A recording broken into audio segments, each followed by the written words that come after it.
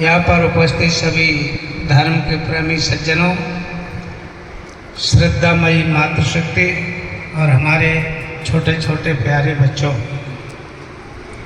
आज हम सभी लोगों ने मिलकर के दुनिया का सर्वोत्तम कार्य यज्ञ किया, क्योंकि यज्ञ से बढ़कर संसार में और कोई श्रेष्ठ कर्म नहीं है। लेकिन ये यज्ञ 3 बातों से मिलकर के बनता है: देव पूजा, दान और संगतिकरण। तो देव पूजा करने से पहले हम सबको ये पता होना चाहिए कि देव किसको कहते हैं। जो 33 करोड़ देवता लोगों ने मान लिए हैं ना, ये माने हुए देवता किसी काल में काम नहीं आए हैं। अभी आप सबने देखा पहलगांव में 27-28 लोग मार दिए और एक भी देवता ने उनकी रक्षा नहीं की।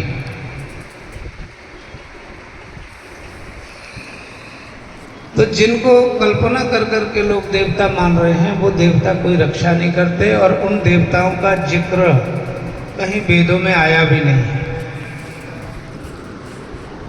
देवता 2 प्रकार के होते हैं, कुछ जड़ देवता होते हैं, कुछ चेतन देवता होते हैं। और देवता शब्द का अर्थ होता है दानातीति देव। जो हमें कुछ दे रहा है वो हमारा देव कहलाता है। देव, उसका नाम देव क्यों है? क्योंकि देव मुझे कुछ दे तो वो देव।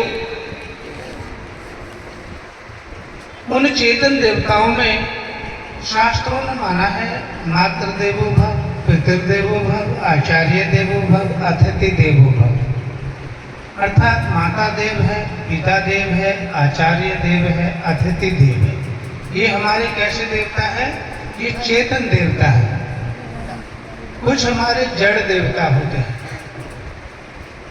जड़ देवताओं में जैसे पृथ्वी है, जल है, वायु है, अग्नि है, आकाश है, चंद्रमा है, सूर्य है, नाना प्रकार के देवता हैं, वो जड़ देवता कहलाते हैं। जड़ किसको कहते हैं और चेतन किसको कहते हैं? जो अपने आप को जानता है और सामने वाले को भी जानता है, वो है चेतन कहलाता है। और जो न अपने को जानता है न सामने वाले को जानता है, उसे जड़ कहते हैं। हमें दोनों ही प्रकार के देवताओं की पूजा करनी चाहिए, लेकिन पूजा का अर्थ प्रसंग के हिसाब से बदल जाता है। वैसे पूजा शब्द का अर्थ होता है, यदि हमें चेतन देवताओं की पूजा की बात कही जाए तो वहाँ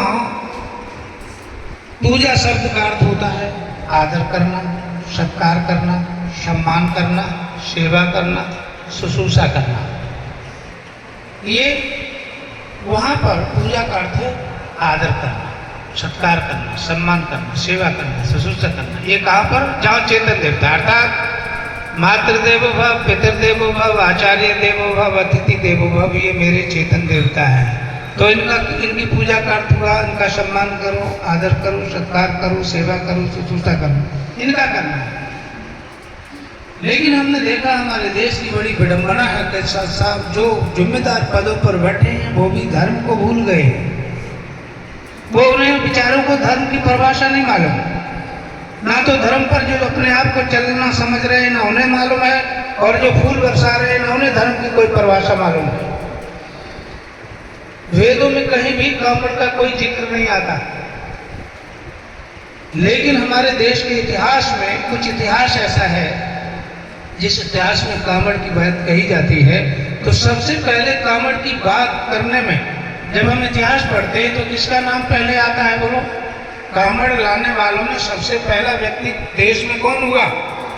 तो सभी जानते हैं कि श्रवण कुमार।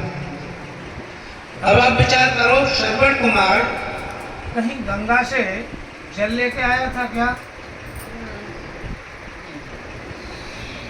किसी पत्थर की मूर्ति पे